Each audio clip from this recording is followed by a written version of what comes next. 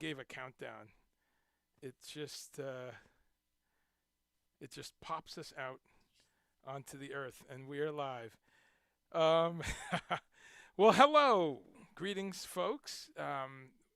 Thanks for stopping by. My name is Andre Chumley, and we're here for another episode of Confronting Creativity. This is a fun one because it's always fun when it's somebody that I know a little bit, and this is a gentleman I've known for a couple decades now. Started out going to see his music live. Ladies and gentlemen, we've got composer, percussionist, drummer, producer, musicologist Gregg Bendian here today.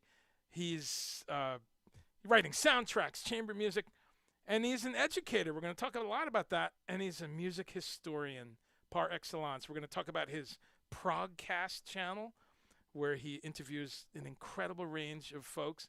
And we're going to talk about his recent production of the Live at the Bottom Line, the first 30 years, incredible CD set of important archival recordings.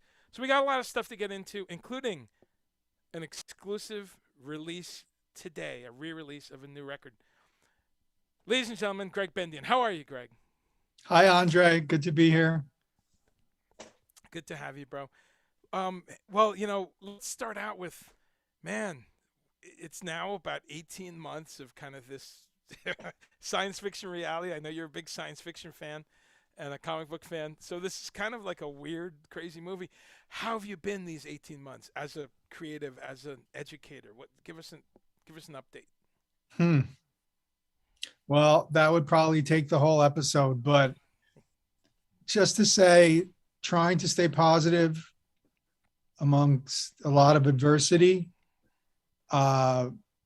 It's important to really find meaning in the work. I have been responding to this situation with work.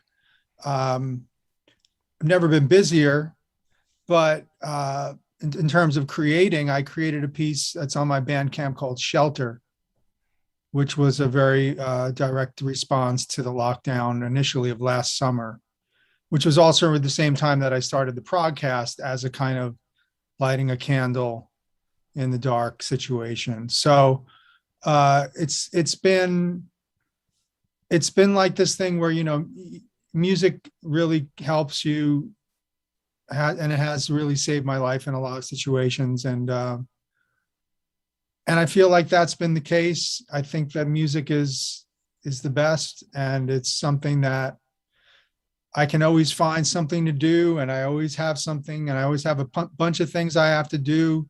I can't get to everything. I want to try many things that I can never get to, and I'm never bored with it. So it helps keep your mind off of other stuff. Let's put it that way. Yeah, that's for sure. Wow, that's great, and what a little love letter and appreciation of music. And I agree, my brother. It's gotten me through. There's times I've curled up in a ball, man. This hits us on a lot of levels.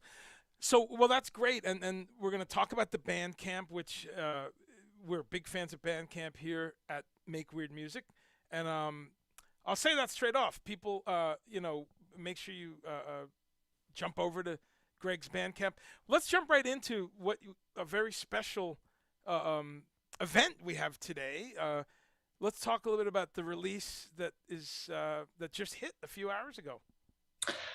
Well, it is the 20th anniversary of an album and a work that I think, in some ways most well known for outside of my work with Cecil Taylor, but an album done in 2001 called Requiem for Jack Kirby, which merged the worlds of jazz and avant chamber music with the worlds of Jack Kirby, the comic book artist who worked for Marvel and DC and developed those universes for them.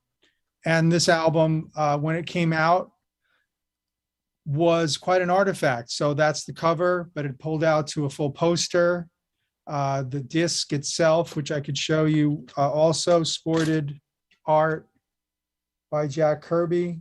Wow. And the back cover, also art by Jack Kirby. And it was not at a time when comic books were popular. In fact, at that time, it was kind of considered very geeky.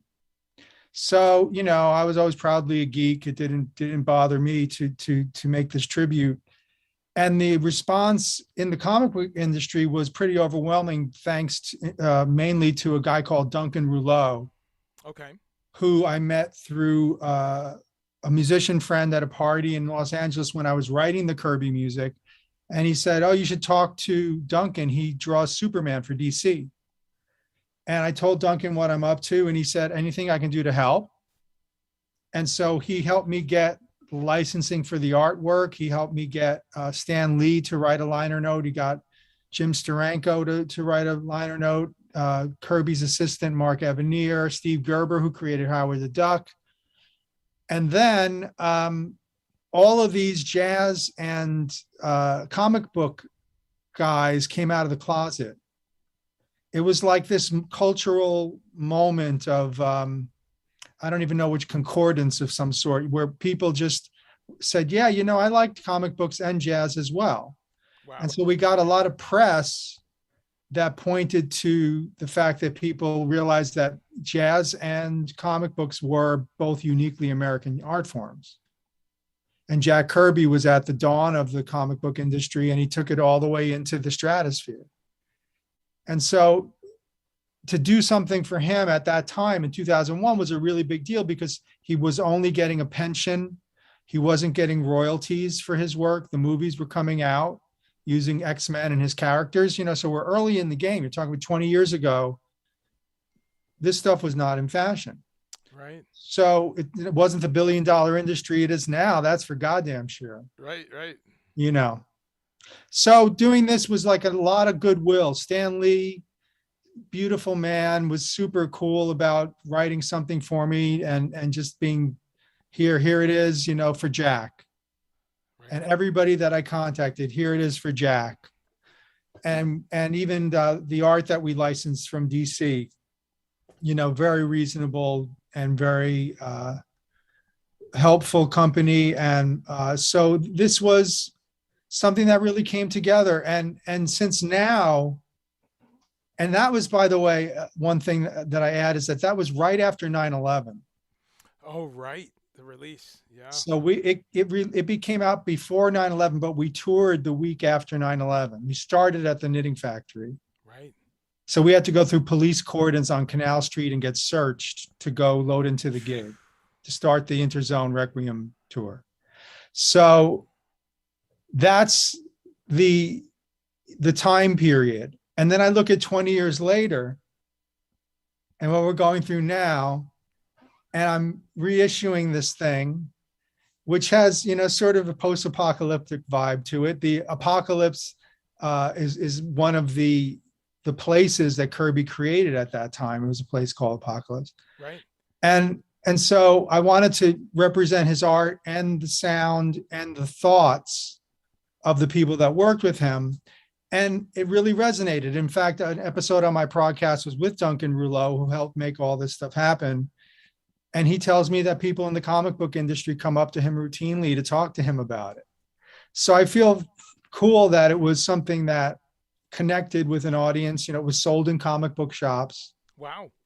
And now we're making it available as a download with the art and a bonus live disc of Interzone at its height on the road in Michigan on the tour of Requiem for Jack Kirby. So there's now a bonus, like 75 minutes of us playing stuff live. Sure. And we were much, much better live. That's great. No, we're gonna give a little taster of that, but that's remarkable that that it was in comic books and you got so much deep support from the comic book world. Amazing. That's amazing. Let's give it a little.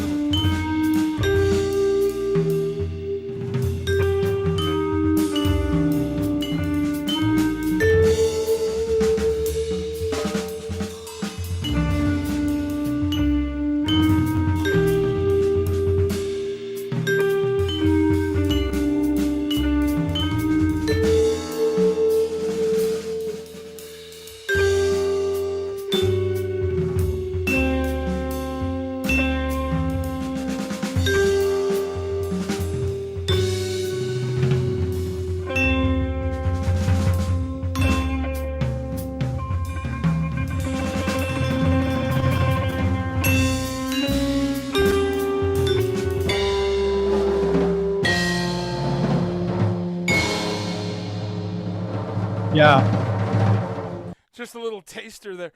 One of the things is people need to also realize you're a producer, and the sonics of this, and I have many of your CDs, great sounding records, which is very important. And Thank you. this record, yeah, this record sounds great. And of course, for you audiophiles, it's available not only in MP3 but in FLAC, so you can download this very high quality. So definitely go. Well, a big shout out to Wayne Pete, who recorded the second two Interzone records, Myriad, the previous one, Myriad, and Requiem for Jack Kirby, and they both are really good sounding records. And I've done a lot of projects with Wayne engineering, and he's one of the best in LA. And so, that he knows what this good sound is. He knows what your band's supposed to sound like, and you can tell him and he'll get it. And so, yeah, I did always have a very strong sense of the production of Interzone, because at the same time, like, I wanted to be dynamic as if it were a chamber group. At times it kind of is. And then I wanted to be really confrontational, like a rock band that's playing metal, and I'm playing a metallic instrument. So, there are moments of metal on this, particularly on this live album, where we really approach a kind of really aggressive sound. Yeah. So I always want a band that can do like extremes. That's great. Yeah. Well, the full spectrum, man. And I was thinking about what that comes from, Andre, and it comes from the guys that we grew up listening to. Because it's like, you get In the Court of the Crimson King, or you get Aqualung, or you get, the Trilogy album, any of those albums that were super important to me, like even like Lark's Tongues. There's a variety of things, and you're showing off all the different aspects of your band. That's what you're doing. That's it. And it's kind of funny to realize that, how simple that is. But you don't want to beat over the head, repeatedly. And I'll tell you a great quote from Prez, from Lester Young. He said, "I try not to be a repeat offender." That's great. Yeah. But that's my thing. It's like, I don't think I've written two Interzone tunes that were really the same. Yeah. Because the idea is, try to get to the next thing. And also playing with the Klein brothers has always been a dream, and will be a highlight of my life, in Interzone and in duet with Nels and I. We did Interstellar Space Revisited. With Alex and I, we did Espiritu, percussion duets. And, Nels and I toured that stuff and recorded it live. And it was really a heartfelt tribute to Coltrane. Talk about these timings of tributes, Andre. Right. This is a few years before, and we had decided the same thing. What's underserved Coltrane? Later Coltrane. Oh, absolutely. And Nels and I were like, oh, fuck yeah. So it became this thing like, what about like Interstellar Space? Should people play those? Should people cover those tunes? And we said, what if we did? So it was this idea of opening up what the references are, what your history is. Sure. And if it doesn't, include the straight ahead, kind of thing, or what, you respond to the music that you feel at that moment. And I remember being in high school and falling in love with free jazz drumming. And Rashid was one of my main guys. So I was studying with Steve McCall. I was studying with Andrew Cyril in high school, Teaneck High School, for high school credit. Wow. So very hip high school in the 70s. Yeah. Teaneck, New Jersey, right? You grew up very, very diverse and awesome music town. Totally. Tons of musicians live there to this day. Yeah, but the arts thing there was really strong. And in a way, the music education that I received by the time I was out of high school was already very high level. So, and a diversity of things. So like, I kind of realized you got to do a lot of different kinds of projects, or, ADD, but you're excited about a lot of different things. And that was a time of musical diversity. Let's face it. The 70s. It was incredible. And that's one of the things. You're one of my handful of friends that and really, in some ways, one of the really just couple where we talk about music and there's never, well, I don't like that. You find the way into the music, even if it's the most horrible, you know, horribly oversold kind of manufactured stuff. We'll sit there and go, you know what, that bass line's cool, Yeah. or this person plays on it or something. But certainly, all the forms of, whether it's 20th century music or the whole orchestral repertoire, it's I'm glad you're an educator because you've brought up a bunch of important types of music and how they fit together. I try to present a lot of options to my students, but also that's just the way I live music. I think about it in terms of categories, but I also think about big picture. I think about time periods, but I think about movements within time periods. And you kind of look at music, and it's always interesting why people get into what they do. Right. Because when things got avant-garde in the 60s, what was that about? And there was a real kind of collision of the arts too: dance, painting, film, music. All of these things are happening at once and are influencing and inspiring each other. And so if you look at that, it's like an explosion of creativity where people didn't judge as much. It wasn't judged, what is this? Is this any good? But you knew when things were good. And when they were, they didn't have to be the typical thing. Everybody could be into something different. We were always looking for imports at the Sound City record shop in Teaneck. We would find them, but I also was exposed to my uncle and my father's record collection. Sure. So that's how I knew about a lot more progressive stuff. Like I was into Mahavishnu when I was 9. Amazing. And of course, you knew quote unquote world music way before people were calling it that, right? You not only your heritage, but you were telling me the other day about None Such and the impact that had. Yeah, exactly. So the Armenian and Turkish music that I grew up hearing in 7 and 5 and 10, all that stuff got in early. And, listening to shout out to Mr. Holtzman, Jack Holtzman, who brought us None Such Explorer, changed my life and the life of so many of the musicians that I speak with in both my work in the podcast and at Yale Oral History. All talk about what an explosion of their senses it was to hear music from Ghana and to hear music from Japan and to hear music from the streets of India and to hear all this stuff. Yeah. And that then they could build a more global music in a way, and it wasn't so much like your tiny little world. You now had all these other resources. No, that's great. And just joining you on the shout out to one of our heroes, Jack Holtzman. Those of you listening, if you don't know Jack Holtzman, look him up. It's Jac Holtzman, Holz, and he's the dad of Adam Holtzman, who's been on my show. But Jack founded Elektra Records and None Such, and he signed the Doors and the Stooges. He signed Queen in the USA, 100 other things. But he's also, really a lover of music And when I met him, because Adam was playing in the Mahavishnu Project for a little while, and then his dad was at one of the shows, I said, Mr. Holtzman, I just want to thank you. Your None Such Explorer changed my life. And he said, of all the things I've done, that's the thing that I'm most proud of. Wow. No, that's pretty heavy, man. Well, that's great. Well, let's just to wrap up on the other half of the Interzone thing. As you mentioned, wow, what an incredible bunch of collaborators you had on this, and you always do.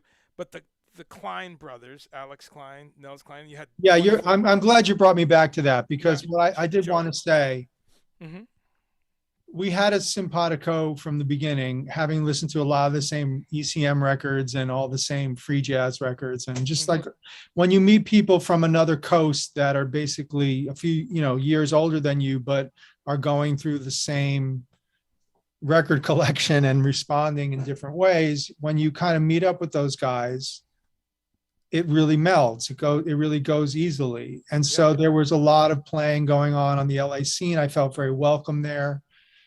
So, I had an LA version of Trio Pianissimo with Dave Witham on piano and Joel Hamilton on bass.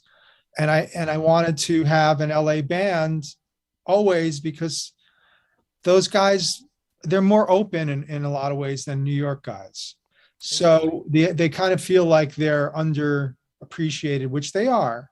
And so when I was working with Interzone and those guys in the 90s, Bone Structure is another LA band that I'm in. That's a band worth looking up on Spotify if you haven't heard. With G.E. Stinson on guitar and Jeff Gautier on violin, Stuart Liebig on basses. So there's a bunch of different projects that came out of my association with the LA scene. And I found them all to be really, very, very dynamic, but also just very satisfying. So anything that I do with those guys, I'm really very happy with. Yeah, anytime I see the Kleins on anything, I know it's going to be. We were talking about Mike Watt before we came on the show, and that's a whole other area. I'm so happy that someone like Nels Klein has that money gig with Wilco and doing cool stuff, but it also lets him really stay on the outside.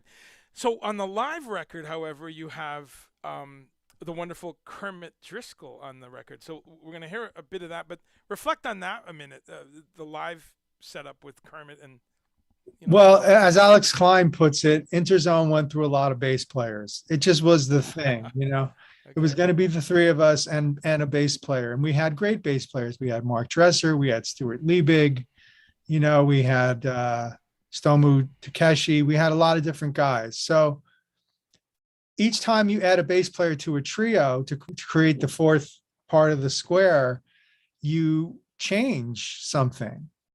And I always like bass players that play electric and acoustic, which of course Kermit does beautifully, and he plays with the bow. Yeah. So I kind of need a bass player that plays with the bow, plays electric, and plays acoustic. And of course, Kermit is supremely musical. Hears the stuff coming down the pike, knows exactly where everything is. His intonation's a dream. He's great with the bow. He really is. It's just a great support. And so the Kleins and I could kind of go bonkers, and we do on this live album. It's insane what goes on in this live album, which is why I put it out, because it's like this was what we sounded like when we were firing on all cylinders and playing material from the Kirby Requiem and playing material from the first two Interzone records. So it's a real snapshot of what the Interzone thing was about in 2001, and a particularly good gig.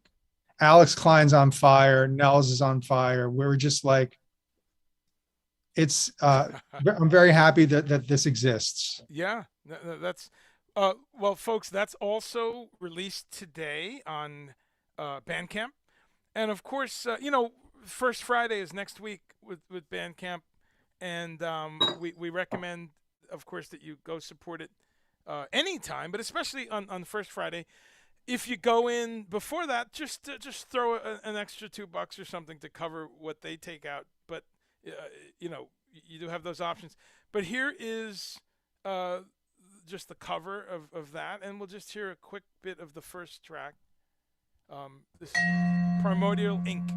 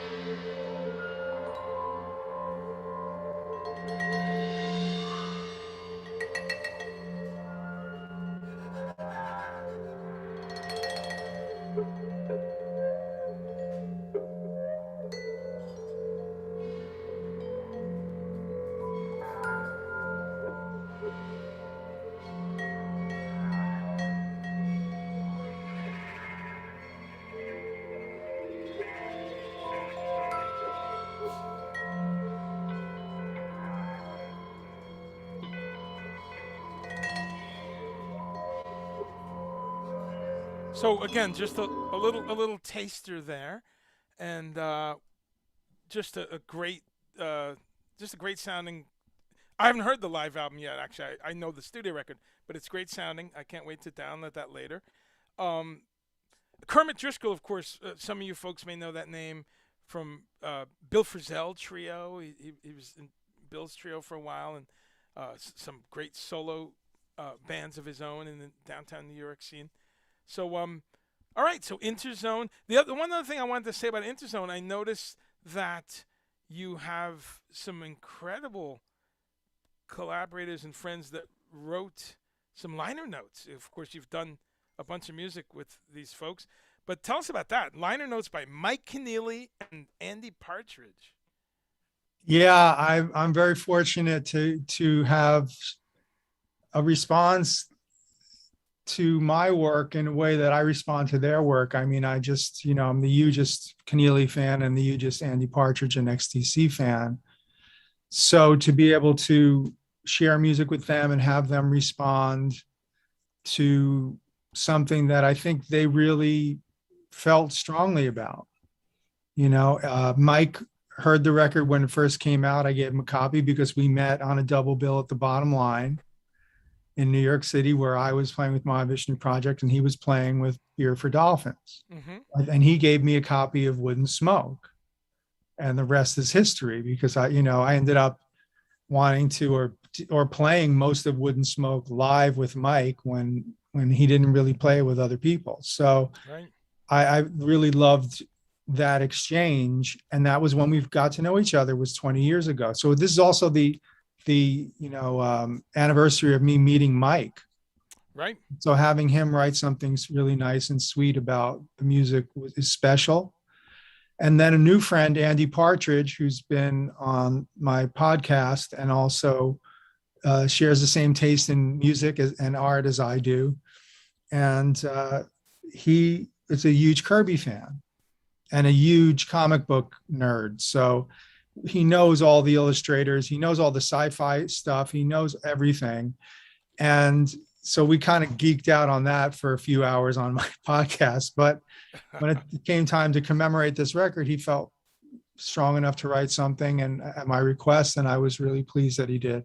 That's awesome. And so check that out. If it's part of the download. Right. The liner notes will be part of the art, and the music comes with the download. That's great. That's fantastic. And we will be, we on First Friday we sometimes talk about some recent releases, so that will be on our list to keep letting people know. Well, you mentioned the progcast. We're gonna just do some jump cuts and jump around a little bit here, folks. But Gregg's history is incredible. He's played with Cecil Taylor, Derek Bailey, Ornette Coleman. Sign of the Four with Pat Metheny, and with Derek Bailey again, and of course Paul Wertico, who's been on the show here. But right now is always important to me. This is a man living at the bleeding edge of his music, and I want to make sure we bring up something he's doing in the midst of all this other teaching and composing. Is this wonderful thing called the Progcast, which is his interview show. His we're kindred spirits. He's doing an amazing job, and it's been a big influence on me. Actually, it's on his own YouTube channel. Let's take a quick glance at that real quick, and it's been out for just over a year, and already, wow! Peter Sellers, Dave Gregory, Lanny White, Chris Hughes, Jean-Luc Ponty, Don Preston. Incredible list of people. Andy Partridge, yeah, there he is. Couple guys from XTC, right? So, 3 of the 4, actually. It's great, yeah. Terry and Dave Gregory. Terry's only full-length interview that we're aware of. Wow, that is pretty amazing. Terry Chambers, the great drummer. Yeah. So check that out, folks, and we'll put the link there in the in our chat. But give a quick snapshot of what that's about. Well, it's fanboy musicologist. That's what I call it. You're going to speak to these people who have created so much music that's changed your life. Yeah. art or work in general. It's because I open it up to comics now too, as well as visual arts. So to be able to speak with Lenny White about Romantic Warrior and say, hey, Lenny, is Romantic Warrior a jazz rock album or is it a prog album? Oh, interesting question, and you can get into this kind of thing. Yeah. Steve Hackett, what's your favorite tune on Nursery Crime? We did the 50th anniversary of Nursery Crime with Steve Hackett. What kind of tunings do you use? What was your pedal board like in 71, Right. Right. So you know how it is. And they're kind of amused that you're asking such arcane questions, but at the same time, I really care. I really want to know why things sound. See, that's part of being a production person, is you want to know why things sound, how they sound the way they sound. What was that fuzz box? What was that mic? This goes in your lexicon Yeah. of how you're going to produce your own work. So, talking to you, Padgham, about the electronic drums on the Genesis stuff, and being able to talk to John Leckie about the sound effects that were used on Dukes of Stratosphere, or being able to talk to Gary Husband about working with McLaughlin and Holdsworth. So these are the things that are just fun for me, because it's the stuff I think about all day. I wonder, oh, did so and so get inspired by this? And then sometimes you can ask them. And then a really fun part of the podcast is I did a couple of episodes where I told stories of things that happened to me. One was that I was a huge King Crimson fan, and then I was a huge Derek Bailey fan. And Derek Bailey had a group in 1970, 68, 69, 70 called Music Improvisation Company, mm-hmm. in which Jamie Muir was the percussionist. So before joining King Crimson Lark's era, he's in Derek Bailey's free improvisation group. I corresponded with him while I was playing with Derek, and he invited me over to his place, and he showed me all the Lark's Tongues gear and said, here, have at it. Take anything you want for your gig, just bring it back. So I tell that whole story of interacting with one of the, I think, most mysterious figures, terribly mysterious figures of progressive rock, Jamie Muir. And he was a gentleman and a scholar and painting at the time, not doing music. So I did an episode of that. And then I did an episode of one day I would hang out with Cecil Taylor before I got the gig, so 88. And I get a phone call from Cecil, and he says, do you want to go see the Grateful Dead with me tonight in Madison Square Garden? They've invited me as a guest. What am I going to say? Maybe. Let me see what I'm doing. Let me check my schedule. So, of course, I went, and that was an mind-blowing experience. So telling those stories, like this actually happened. Ornette Coleman was backstage that day, and a year later, they recorded Virgin Beauty, So just being a witness to some of these events. Yeah, no, that's fun. And I said earlier, did you play with Ornette? Yes. So then Ornette, I thought so. Yeah. So then Ornette had a chamber ensemble called the Harmolodic Chamber Players, and this was in 2000, right before the Requiem. And I got the gig through a great violinist, Tom Chu from the Flux Quartet, and they were looking for an improvising timpanist. So I have the distinction of, I think, being the only timpanist that's ever worked with Ornette, except they're timpanists in Skies of America, of course, and orchestral stuff. But I mean, I was a timpani soloist, and he went up to me at the first rehearsal, pointed to the music on the stand, and he said, I don't want you to play any of this. Wow. Literally said that to me. And I said, just to be sure, I said, so you want me to do my own thing? And he said, yes, do your own thing. So I knew that I had carte blanche, and I thought of myself as like a bass player in the chamber ensemble, rather than it's a percussionist. So I was playing bass parts and playing bass lines and things. So yeah, a really special, unique experience to work with Ornette in a situation that wasn't really jazz. Yeah, no, that's incredible. The repertoire that you've worked in is just staggering. And of course, as you said, growing up with people like listening to people like Zappa, Gentle Giant, all of it, ELP, Crimson, but then also Weather Report and Sly and Bartok and Varese, Stravinsky. We could go an hour just on that list. Yeah. You know, Motown, doo-wop, everything. You know, I've seen you reference it all. But you formed a band, and you've always said that this band had an incredible effect on you. Reflect a little bit on the Mahavishnu Project, because that was one of the, you know, it still is an incredible labor of love, and a way that a lot of people understood how that music worked live in the air. Talk about that a bit. Well, it does work live in the air. And I think that when you get to hear the parts played together accurately, we tried to play them well. We tried to play them with some of our own stylings and with our own arrangements, and give that music another life. I think all music should have multiple lifetimes. It doesn't belong to one owner, and it only is definitive in one way.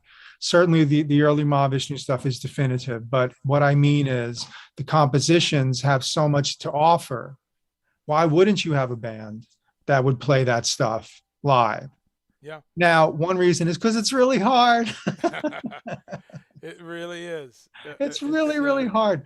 But you get guys who are going to practice, and you get guys that are going to understand and subdivide the way you do and think of modes. I mean, I have always had great guys. Yeah.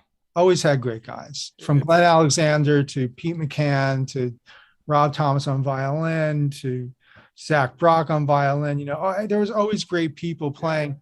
And then we even went a little crazy and did the Emerald Beyond 12-piece. The whole thing. Yeah. You know, just what a list of people. You know, Todd Reynolds, who's been on this show, and of course, I can't even. The list is so long. It's Steve Hunt on keyboard. Steve Hunt and Adam, and kind of reflecting Mahavishnu Orchestra, which really evolved, and I thought that was cool too, because you made the point that this music, you know, just evolves with the players. I've got a quick little soundbite. Oh my here God. of, just random.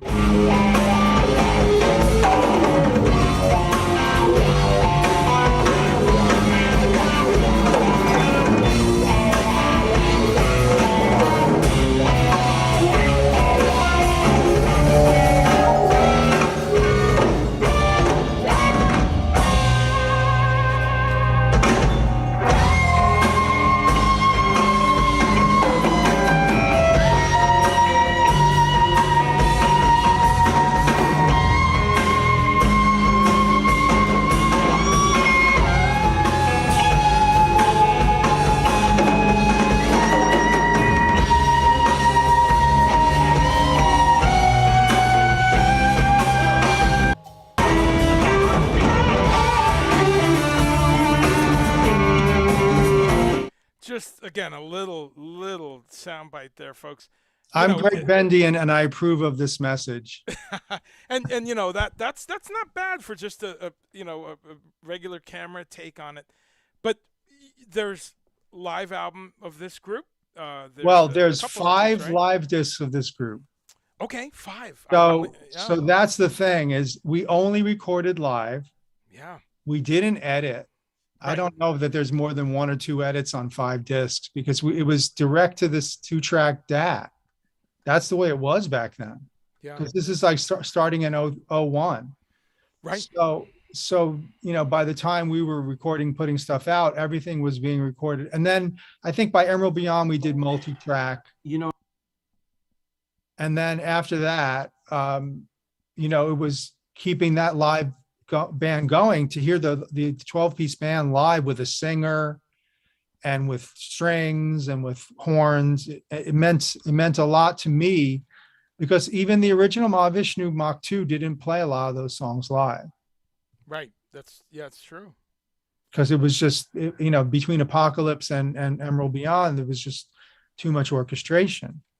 I don't know exactly what the reasons were, but you know, we decided we'd play the whole album as a suite. We did that a lot.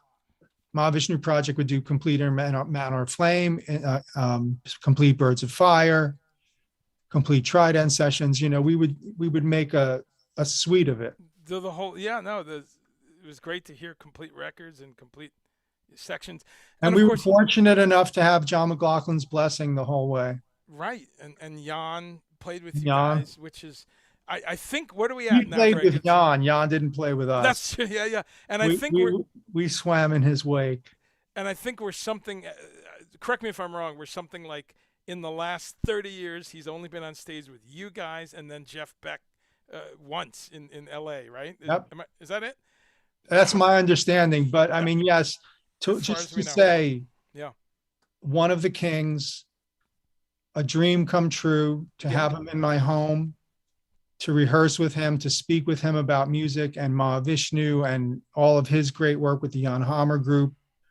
Top three of all time for me in terms of that impact. The Jan Hammer group I saw with Jeff Beck at Bergen Community College here in Paramus, New Jersey Wow. in 1977, I want to say.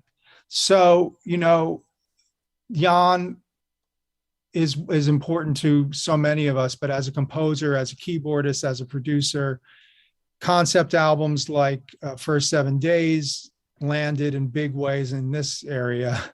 Yeah. And so being able to work with Jan was a dream come true. Yeah. No, that's it was incredible to see it live as I did. So, folks, chase that down. Mahavishnu Project. There's videos. You can find the records. And Gregg's really easy to reach. By the way, it's important to always give a shout out when someone has a really good and comprehensive website. He's got two that we're going to highlight a bit today. Of course, GreggBendian.com, where you can. It's all there. It's more archival than anything. Yeah. Yeah. Yeah. More archival, and his discography is there, and all kinds of things. But All my compositions are there too. yeah, really, anything we've talked about today, you can expand on. But we've got his brand new site, his education site. Tell us a little bit about this, Greg, because this is launched like this summer, right? Is this pretty recent? Actually, just very recently launched the last few weeks. Yeah. Well, this is, taking my years of experience as an educator, who's always tried to think outside the box and teach outside the box, both privately and in university. And just to engage on a more abstract and advanced level with musicians so that it isn't so much, and I never really rely on textbooks ever, it's always about the material that I develop for the curricula. Sure. And it's an attempt also to turn people on to other forms of music. So what you do is you learn all the different options you have in composition and rhythm and sound and mixing and all of the development and arranging and improvisation, all of these different approaches. And it's whatever you need in these areas. Some people come to me for composition. Some people come to me for improvisation. Some people come to me for drum set. Some people come for mixing and production. But I try to take all of my 30 plus years of experience and offer it up as I do every day when I'm in William Patterson University, and just say, this is what I know. This is what I think is cool. Check this out. If you can use any of this stuff in your production, in your musical world, right on. I mean, a good bass sound is a good bass sound. And you have to know what a good bass sound is. And then, of course, all the different genres. Yeah. I'm not even a genre specific guy. I mean, I'm way open to people coming to me with acoustic music, electronic music, chamber, jazz, whatever it is, rock, hip hop. Yeah. And I've done a lot of EDM coaching. So, I mean, it's interesting to me because at the end, it's all sound. It's all music. It's just music. Yeah. But if you look at it that way, then you also have a lot more options for how you might be able to do something with your music. Absolutely. No, I love it. And it's a new site, of course. I've only been checking it out. BendianMusic.com. Yeah, BendianMusic.com. And you've got sections in there on composition, arranging, improv. It's all there. So yeah, there's plenty of video clips. There's plenty of explaining. But yeah, hit me up on the site because I'm doing it as a per case basis. Everybody's looking for something different in their musical education. And it's good to be flexible. And I find that's how I'm most useful, I think, as a professor, is just being flexible to what genre a kid might be into, or a young person or anybody might be into, that then they find out about something else and then they're expanding their artistry. That's it. That should be put. That's a little tagline to put on the site. That wrapped it up nicely. Man, there's so much to cover here. I want to make sure though that we touch on yet another venture that you've been doing for years now. It's the Yale Oral History of American Music. Give the audience a little snapshot of that, because that's wow. I don't know how you find the time. It's awesome though. Tell us about the Yale OHAM. Well, the Oral History of American Music was started by Vivian Perlis in the 60s. And she's the grand dame of Oral History of American Music. In fact, in academia, American music was frowned upon up into the 50s, 60s, and 70s. It was all about post-Germanic stuff, which is really pretty bizarre when I think about it, but it makes sense. So the study of American music was pretty out there in terms of academia in the 60s, and Vivian was the forefront. So as that developed, she did a Duke Ellington project, she did a Charles Ives project, she talked to everybody that knew any of these men, and she built this archive at Yale University in the library where there are recordings and transcripts of, you name it, Varese, Zappa. The ones that I've contributed have been like Steve Reich, Yeah. Carla Bley, Pat Metheny, Jack DeJohnette, Quincy Amazing. Jones, Henry Threadgill. yeah, Sonny Rollins, Vinnie Colaiuta, Gary Peacock, Wayne Shorter, Larry Coryell in the last day of his life. Wow, really? Which was really strange. That's heavy, yeah. Yeah, that was, he went to bed that night and did not wake up. No, it's an incredible list. Terry Gibbs, Quincy Jones, Hal Galper. I mean, it's amazing, Greg. I don't know how you've had the time. Well, it's been 10 years. Yeah. And something that I feel is important, where you hear from the elder statesmen and women and people, and you have it in their words. We don't edit anything. Yeah. Only if they want to edit something. It's presented open source. Anybody can use it. Right. There's sometimes there might be some sort of stipulation, but generally speaking, it's wide open. And I do it for that reason, because then people can find out more about Andrew Cyrille or Milford Graves, or any of the underserved, I think, jazz guys. Yeah. That were not part of the American oral history of American music. There were a lot of people that were left out. So I've tried to bring diversity to that program, and it's been pretty successful. I've done over 100 interviews there, and getting more women, getting people of different parts of the world that end up writing in America, like Chinnery Ung from Cambodia. Wow. Just to be able to hear how people think about this stuff. I talk a lot less in the Yale interviews because it's more of the person giving their history. But to me, it's all of a piece of the podcast too, where when it comes out of the artist's mouth, you got to believe it.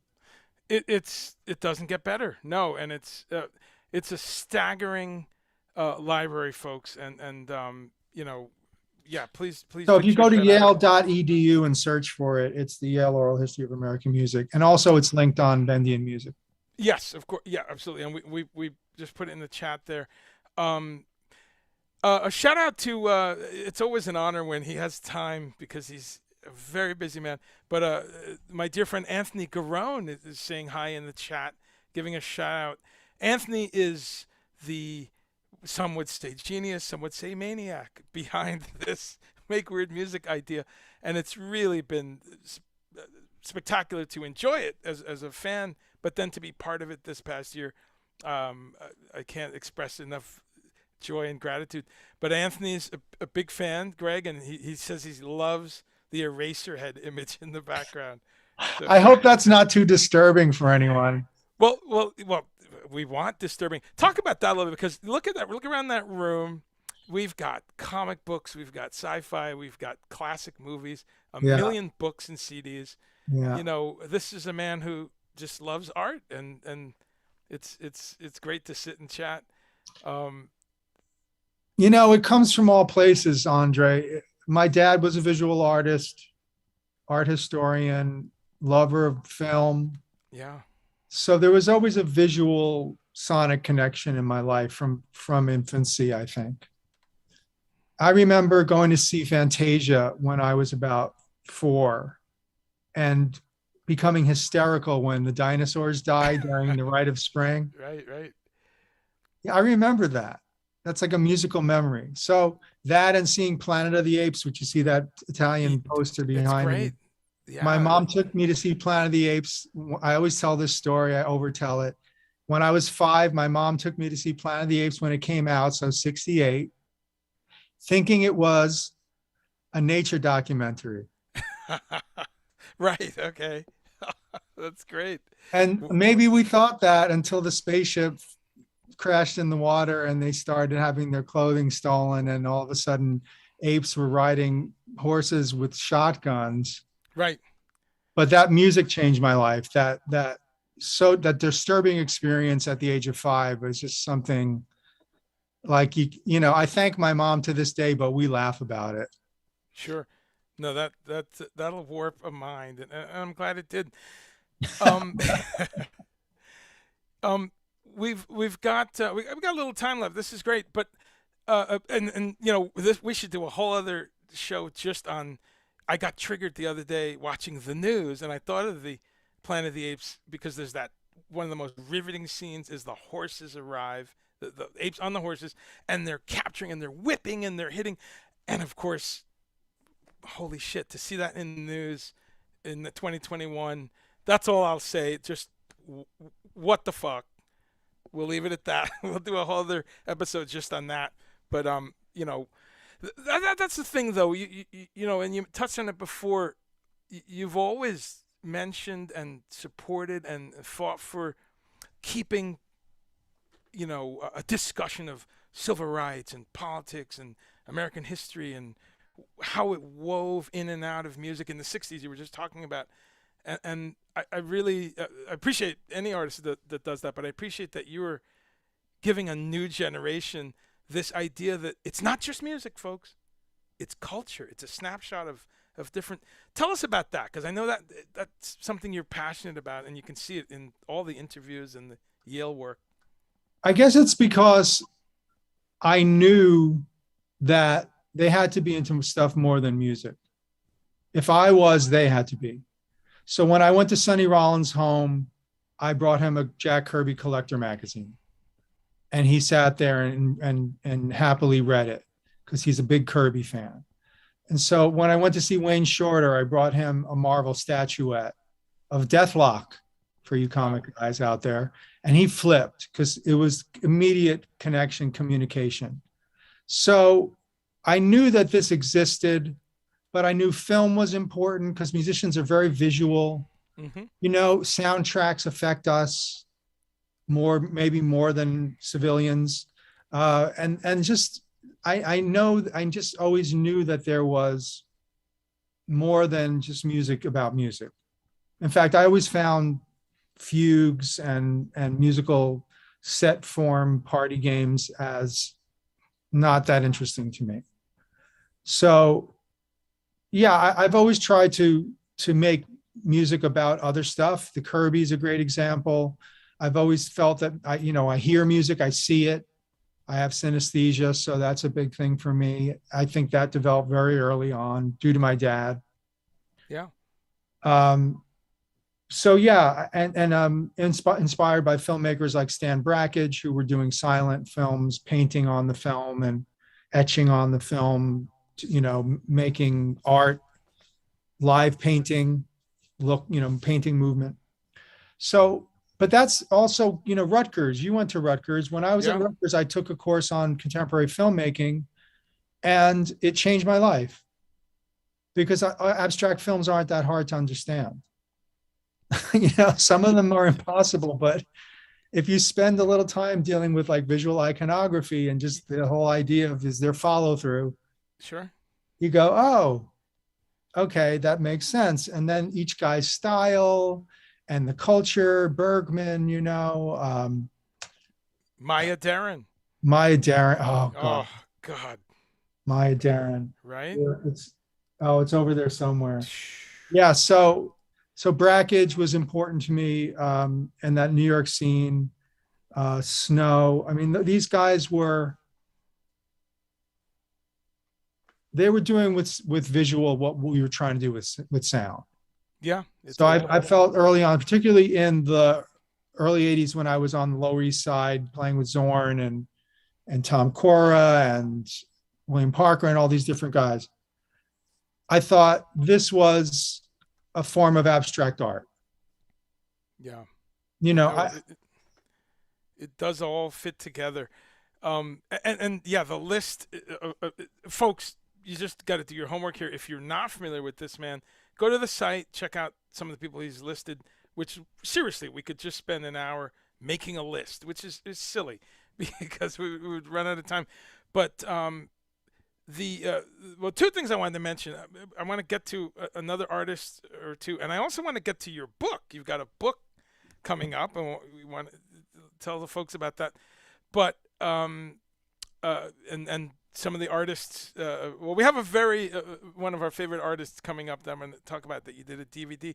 But I just thought of it too that this as you gave tribute to your wonderful parents and who I was honored to meet. I knew your dad a bit. Sweet, wonderful man. Met him at a John McLaughlin show, and we talked about how much he loved that music. But I also give a shout out. Your wife's an educator, and one of my favorite human beings is your son. And I've known him since he was 6 or 7, and he's a drummer, a keyboard player, a composer, a musician. Holy crap! This kid is. I just love that. That's one of the collaborations that you've come up with. And say a quick word about Elias, because I'm loving this new music, because I've heard him play prog music, I've heard him play all kinds of stuff, and now he's doing this experimental hip hop. What would we call it? What? Well, I think he calls it prog hop, Prog hop. but other things as well. That's great. Neon funk. I know he has different words for it. No, just the young people are interested in breaking barriers now.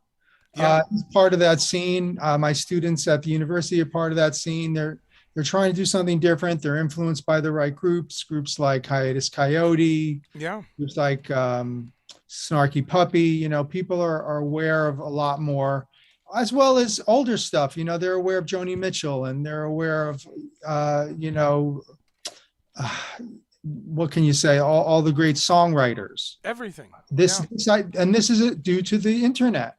This is due to the availability of stuff that we had to go to the library and go to record collector events. They just go click a button. So, and that's great. It's pollinating and things are growing. And so my son is very open musically, and that gives him a lot of options. And he's very musical. He's super talented. He's been playing drums since he was 4. He's 20 now. Yeah. So he plays in a variety of styles, and I think that there you go. Check that out, folks. Next Generation, and it's really, I love that prog hop. I mean, maybe I hope I'm not saying it wrong. Sure. He plays like JPEG Mafia and John Askus, and there are a number of different artists that are trying different things rhythmically, sonically. Yeah. In hop stuff. Sure. What the kids are calling the hop these days. Well, we're big fans of it here. We're always talking about the outer edges of hip hop, and that's a whole other broadcast. But yeah, there's a lot of amazing production and weird shit that's happening over there. Once people scrape away, the media stuff. Oh, who else I like? The Alchemist. Do you know The Alchemist? I do. Yeah. So The Alchemist is interesting to me. and this is something my son has picked up, which is just three-dimensional mixing. And if you can do that, I think you're doing a good job. Yeah. That's the hardest thing to do, because people tend to mix things very two-dimensionally. People And are, I like things to be alive and moving in production. And I don't see any reason for, for keeping static unless it's an effect that you're going for. yeah, no, people have forgotten that we've got some not only stereo, but yeah, all kinds of amazing production stuff we can do today. Um, so I just wanted to shout out there because I'm a big fan of that kid's music and his path and Thank you. he's one of the people and there's quite a few, I love it, that remind us that the future is going to be okay for music. It's fine.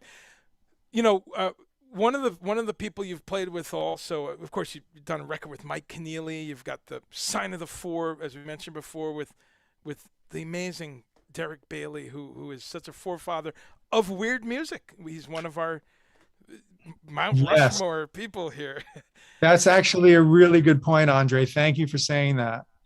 Early in the game, Early in the game. day Early in the one, game. Yeah. making weird music and having it cost him. Yeah, right. So but someone you worked with, who is, wow, he's been nonstop for, I think it's about 53 years now. He's touring soon. There's a record every year.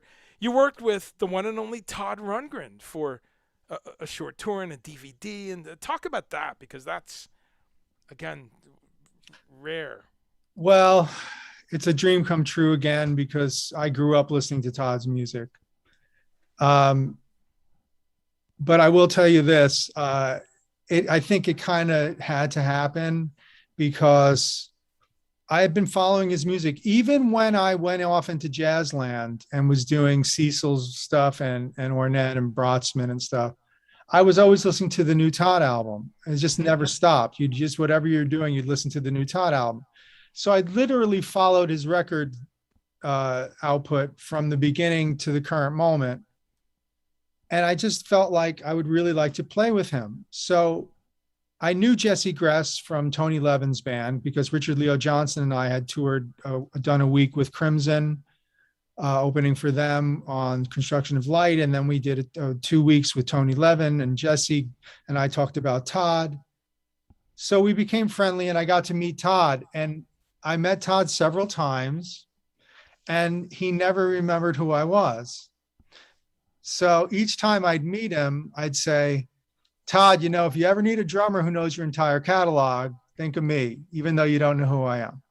So the third time, the fourth time, the fifth time, the sixth time, after the sixth time, and I think he doesn't know who I am, I said to Mary Lou, his manager, his road manager, I don't think he has any idea who I am. She says, oh, well, you don't know. He meets a lot of people. So when I finally got the call to play a week of shows with Todd at the City Winery, from which the DVD on Global is recorded, on The Unpredictable Todd Rundgren. Mm-hmm. When I finally got the call to do those string of dates, Mary Lou called me and said, Todd, are you available? And I said, thank you, Mary Lou, for getting me this gig. And she said, oh, I didn't get you this gig. Todd called me and he said, get me Gregg Bendian. He knows my entire catalog. There you go. The steel trap memory, right? I had no idea that he even cared. So it was fun, and of course, playing that stuff with him, and just on the spur of the moment, it was like literally unpredictable. We'd have a general idea of what songs he'd want to do. He'd just start a song, one of his, maybe a cover like Incense and Peppermints. One Night, Hide Your Love Away, which we had never played before or since. So I would cover when Prairie, I originated the role of unpredictable percussion drum set guy. And then Prairie Prince came back from his things and he'd go out and do other things and not be available. So I would kind of come in and out of covering for Prairie and the Todd gig. And every time it was a joy to play with Chasm, to play with Greg Hawkes on keys, to play with Jesse. And Todd always sang great. We got to play some of my favorite Todd songs. I got to play Just One Victory. I got to play Couldn't I Just Tell You? I got to play Real Man. I got to play, the list goes on and on. The list goes on forever, as they You would know, say. right. Dream Goes On Forever, Black Mariah, Trapped. Yeah. Here, so there is a DVD, folks, and you can find that, and we can. Here's a little.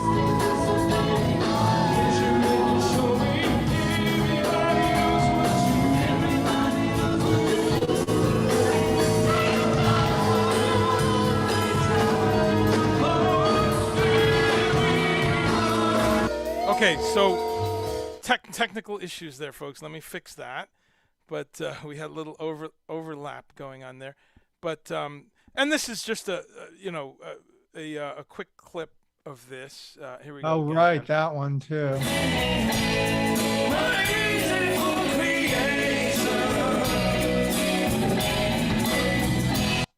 Another unrehearsed and unrequested song. So yes, it was unpredictable, folks. Very unpredictable. There we go. That's better.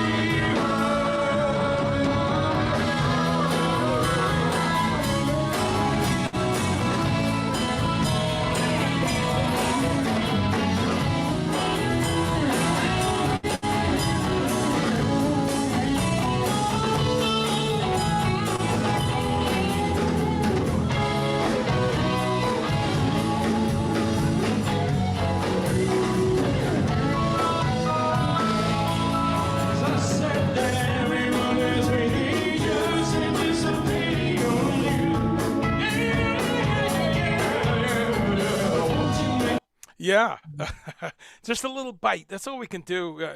Yeah. The copyright police come after us. Well, But that's a DVD that you can grab, folks. And wow, I remember I have that DVD, and just seeing you there with half of Utopia and the great Jesse Gress, who and John Forensic on keyboards, and the amazing John Forensic on keys, another dear friend. Before we move on, I want to make sure I catch some of the folks, some really great folks in the chat. Thank you so much, everyone, for stopping in, and do follow up on this. It's like a multi-headed, hydra when we start getting into Gregg Bendian's music, because you're gonna hear people he's played with, which is a ridiculous list. If you just heard the Cecil Taylor record he played with, you'd go, wow, pretty hip here. But then you go through his own catalog, which he has just expanded today on Bandcamp. We talked about that earlier on in the broadcast with the re-release of the Requiem to Jack Kirby. But he's also, he tells me he's going to be adding all kinds of goodies to Bandcamp over the next little while. He's got an incredible archive. So do stay in touch there. But Philip B says, Gregg's album with Zoot Horn Rollo is fantastic. Yes, that's a great one. Thank you. That's a very special record for me. Philip B also loves Meshes of the Afternoon. Oh, we got a Maya Deren fan out there. Oh, good.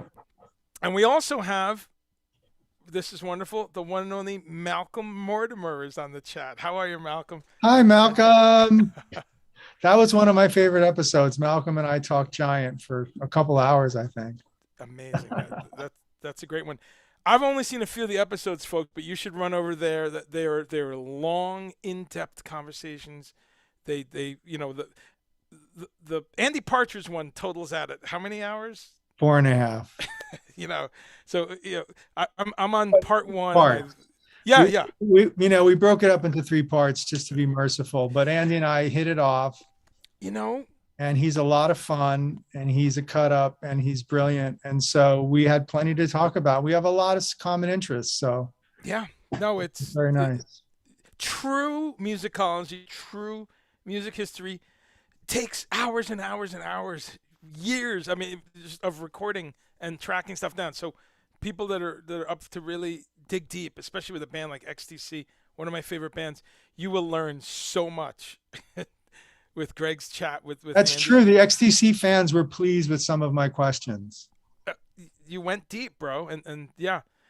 So thank you, folks, for being here. Z-Boy Phillips, how are you? And Elias is here. Hey, Elias, were your ears burning? Hey, love you. No, we're really a fun bunch of people there. And Philip B says, let's say it again, John McLaughlin. Why doesn't anyone mention his name? Well, we do, bro. He is. Well, Reflect on John for a minute, because another staggering influence on everything. when I say I heard John McLaughlin when I was 9, I'm not kidding. I mean, we had 8-track Birds of Fire. Mm-mm. So I was living in 73, I was 10. And that's when it starts. I heard that music. I heard Sanctuary. I heard the solo on Birds of Fire. I heard Celestial Terrestrial Commuters. And I fell in love, and I followed him ever since. So when I was playing Outster stuff, I was still following what the McLaughlin trios were, what the McLaughlin groups were. And then I thought, after 30 years, you should be able to call music repertoire. So if the Mahavishnu music hadn't been played since the 70s, wouldn't it be fair to have a group that would play that music and show what great music it was? And John was open to it. We didn't know if he would be. We knew we were sincere in doing it, and we did our best, and we tried to do the hard ones. We didn't do the easy ones. We did everything short of apocalypse, basically. And so, we took it very seriously. John was very gracious about it. He was appreciative. We became friends, and I communicate with him about how important that music is. He came, obviously, to some of he came a few years ago as his farewell to play the Mahavishnu music with Gary Husband and his band, Fourth Dimension. So at that time, the message we were getting was from the fans and from John that, we had kept the stuff going, and that it's cool that people play that music live the way they would the Mingus book, or the way they would the Charlie Parker book, or the way they would the Ellington book. And that was my whole point. I mean, that's why any of the repertoire projects I do are chosen, because, they make the point of, like, this is some neglected music. You don't want it. I don't feel I need to just play my own music. I feel I need to interpret music that meant something to me. Well, what music is that? Yeah. Later Coltrane, early Genesis, Yeah. Cecil Taylor, any of these things, like, to try to deal with the repertoire that so well that you think, oh, I can think of something that they didn't do with it. I can think of something that would move that music forward, because I thought John's compositions were so beautiful. I couldn't believe nobody was playing anything besides some Dance of Maya quotes, and I don't know, and there was a handful of, Mahavishnu had reached a sort of handful of references in musical culture. And in the course of 2001 to 2012 or 13, we kept doing it. We toured it. We did different versions. We expanded it to play Jan tunes. We played Billy tunes. We played Jerry tunes. We played Jeff Beck tunes. We played, all of that sort of world of music, Weather Report tunes. So the Mahavishnu Project really kind of expanded into a whole repertoire of jazz rock, roots jazz rock. That's right. It. So, That's a great... roots of jazz rock is important to me, because then we did Miles stuff, because Miles happens before Mahavishnu. And then we did John's music before Mahavishnu. So John's solo music, like Devotion. John's solo music after Mahavishnu, like New York on My Mind, and, Electric Guitarist, Electric Dreams, all that. So we tend to be a little extreme. No, it's a beautiful thing, and I just love that John knew the band, heard the band. And another thread I'm picking up on too is the type of music you do, which, if people just drop the needle anywhere in your collection of your compositions, your releases, and the bootlegs, the stuff that's I do not have out. an essential Spotify list. Anybody wants to check that out? Yes, I'll put a link up to that. Great point, because that Gregg, it's really difficult. He's one of those artists where you got to use a few different adjectives. But I'm thinking real time here that when we talk about some of your favorite people, whether it's Miles Davis, you go 3 years, 5 years, 7 years, 10 years, and it's totally different.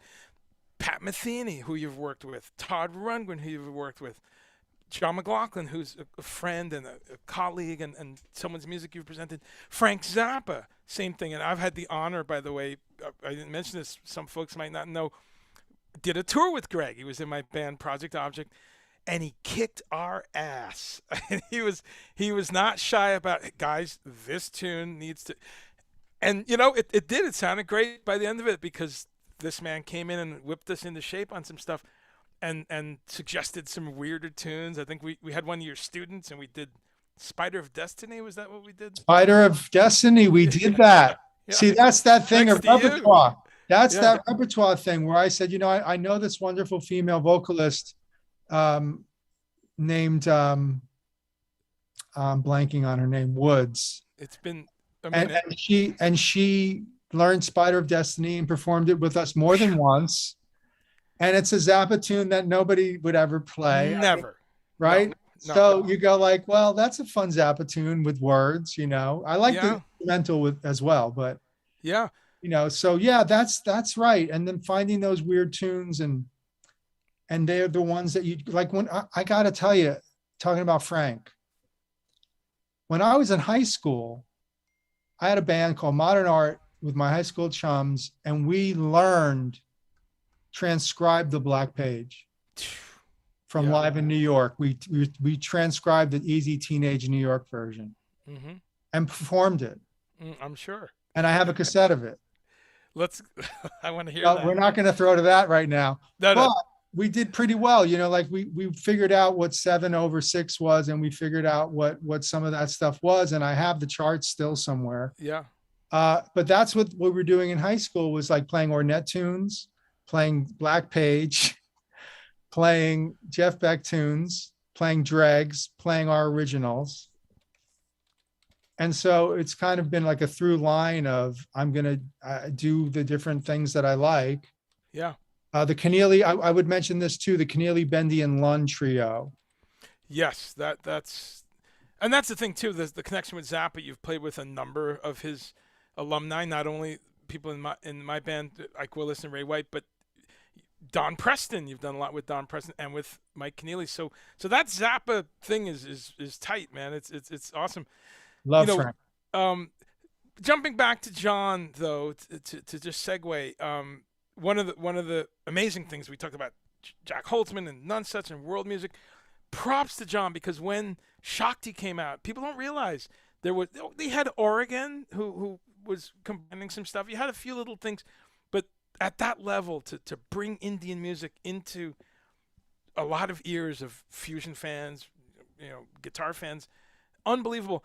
But as I'm saying about the music you do and all these influences is the constant change. And the man went into synclavier, he did orchestral rock, he did all these things. And I would see you at all those Bottom Line shows. We would be there if it was John Mahavishnu in the 80s, it was the duo.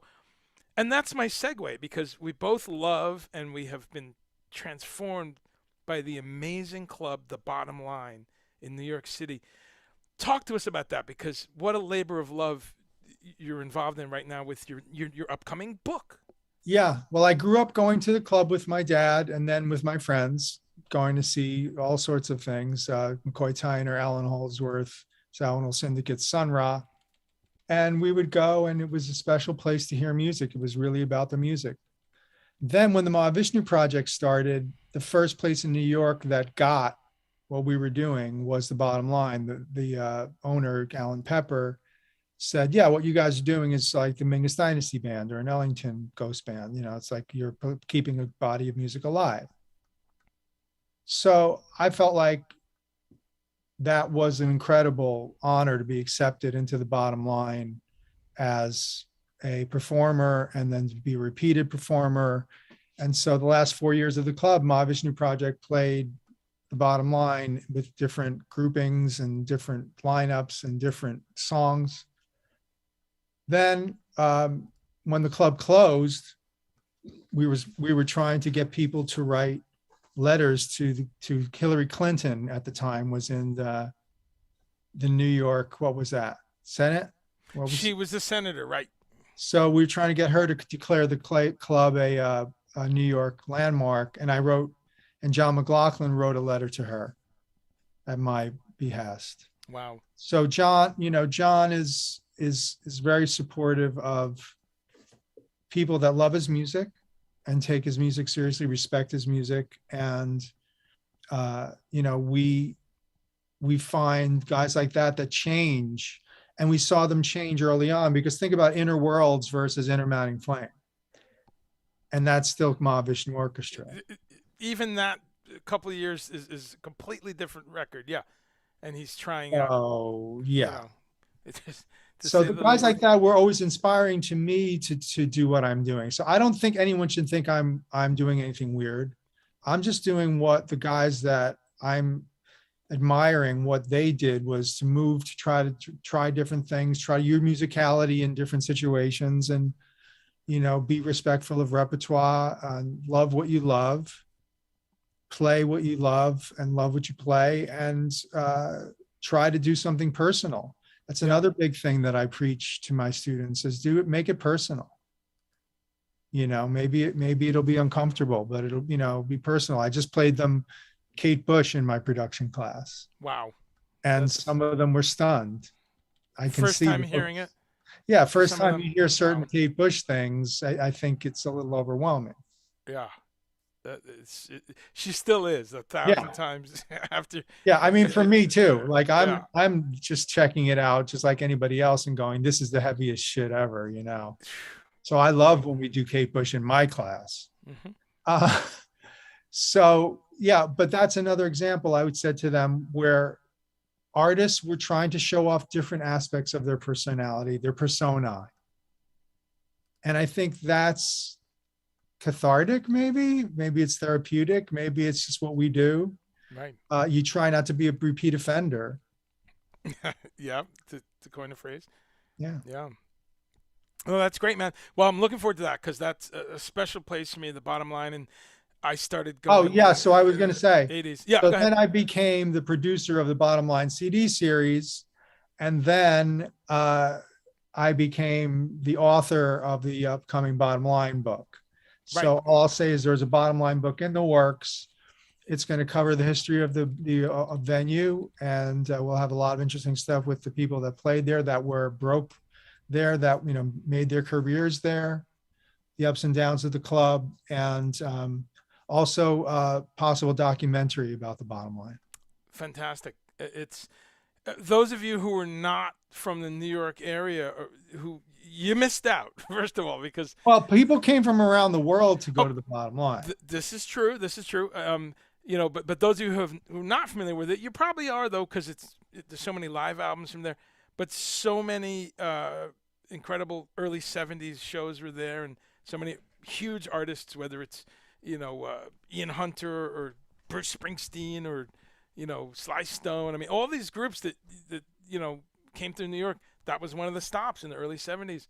And what we've released so far includes Jack Bruce and Friends in '80 with Cal Album on drums. Chris Christopherson, Lou Reed, first and only time on stage together. Wow. Pete Seeger and Roger McGuinn, first and only time on stage together. The Brecker Brothers at their peak in '76. Well, I mean, a peak. It's a great period. Yeah. Brecker Brothers. Another favorite is Kenny Rankin playing the Beatles and other stuff. So there's a bunch of really cool existing stuff, bottomlinearchive.com, and look forward to some Bottom Line stuff happening very soon in terms of more concert releases. We have a lot of tapes. Awesome. That is great news. And it fits right into the history, folks, whatever music you're studying. We're going to wrap in just a couple minutes. This was one where I had to go a little overtime because there's so much to talk about, and we're still about halfway there. But thank you, Gregg, for your time. And I know it's been a busy, crazy week. And let's just make sure everyone, let's see, just a couple hellos or any questions, folks. There weren't many questions tonight, just one really. But that's okay. People are. I answered all your questions before you asked them. Yeah, it's great. Elias says Melissa ? Is he talking about an artist? I'm not sure. Melissa. Yeah, but Elias did weigh in and say, "I call it experimental hip hop." There you go. To keep it general. Yeah, that's I great. like it. That's a good. I Yeah, like man. it. I'm Yeah. there. I got to catch up with. Oh man, we got to talk about some MF Doom and some Odd Future. Well, And he turned me on to MF Doom, Odd Future, so good. Nerds, all those bands that were, making their own thing happen. And it's a very interesting and very fruitful area. Yeah, more Mother. Some amazing stuff. So before we wrap, I just wanted to make sure we hit all the points. Yeah, Also, I'm glad you brought up there is a Bendian playlist on Spotify. that's And true. I know, folks, we can do a whole show on Spotify, the ins and outs, the ups and downs. Let's just say it's a mixed bag. But one of the things it's beautiful for is if you don't know someone's music, here you can check it out. And then you can go to their Bandcamp and support the Yes. artist directly. Go to my Bandcamp for Requiem for Jack Kirby and Interzone Live in Ann Arbor. Those are both right now up on Exclusive. Bandcamp. And also next Friday, Bandcamp Friday, especially. Please don't forget me. That's right. So no, use this as a testing ground. Go listen to some of the stuff and learn the kaleidoscopic amount of stuff this man has done and is still doing. So I put the playlist there, and you can jump around. There's stuff from the Keneally record and many of Gregg's records. Oh, Records also with my recent project with Matt Stober, Made of Water, is on the yes, Spotify playlist. So look for the Made of Water stuff on Spotify. excellent, Very interesting sort of instrumental project where I do a lot of percussion overdubs and percussion ensemble kind of writing. awesome late night music, folks. That album, The Made of Water, and the record he did with Zoot Rollo from Captain Beefheart Band. Long list. So go check That's that out. another 20-year anniversary. Dude, we could we got to have you back on the show. We'll come, Anytime. next big project you're doing, come on down and we'll talk Well, about I'm stuff. grateful to you, Andre, for keeping this alive and for being sincere about your love of this stuff. And my thanks to Anthony. You guys are nutcases, and all of us who get into this on this level, who love it beyond reason. What are you going to do? You got to find each other. You got to network, and you got to say, "Hey, man, isn't the Gates of Delirium a work of art?" It's that simple. If you can be in a room and that's a starting point, that's the right room. Mm-hmm. But you're right, man. But folks, we got the links in there and bendianmusic.com if you want to learn composition, production, what's happening in the music biz right now, music history, all kinds of stuff. Really great new venture of Gregg's. Look out for the book. Of course, we talked about the new records, and we just did again. And Gregg, is there anything I forgot? Is there anything you want to mention in closing, or? No, I think we covered a lot, Andre. I can't really think of anything else. I would say on a bonus track of the bonus for the Requiem for Jack Kirby is if you go to Aggregate Music channel on YouTube, Okay. you will find, and that's also on Bendian Music. You can find the link. We just posted 2 live video sets Oh of wow. Interzone on the Requiem for Jack Kirby tour in Chicago in October of 2001. And I didn't know I had these, but I found them. We put them up. They're viewable. They sound decent. It's what Interzone sounded like on stage. 2 long sets. Okay. So that's on Aggregate Music, YouTube. And so, yeah, that's kind of bonus. And yeah, I'm very excited about the Requiem having so many cool writers writing about it, and Andy Partridge and Mike Keneally. I love you Uh, both. yeah, a whole new life for that record, Well, it's a new life in the world of comics. So let's see if comics and music are more relevant to each other now than they were 20 years ago. that's yeah, no, that's awesome. I've got a closing one, and this is something I just watched, and I want to give a shout out because it was just birthday. But I just interviewed Pat Gleason last week, and it was the 89th birthday of Don Preston just a couple of days ago. And I want to close with your thoughts because for a couple of reasons. These are people who tie in to Frank Zappa and to Apocalypse Now. They both did, and they tie into Herbie Hancock and all the things we're talking about.